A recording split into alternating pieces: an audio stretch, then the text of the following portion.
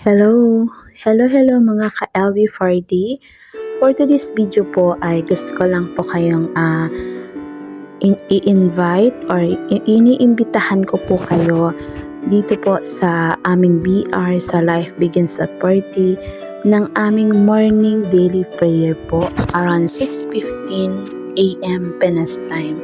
So sana po kung kayo man po ay may oras, sana po samahan niyo po kami, samahan niyo po ako sa pag-prayer po natin every morning.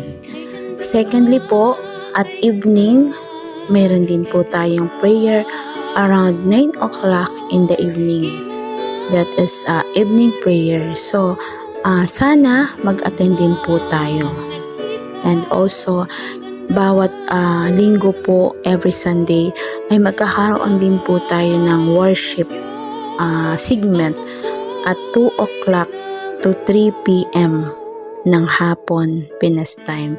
So sana ang lahat ng ito, if you are free and if you are available, sana po mag-attend po tayo.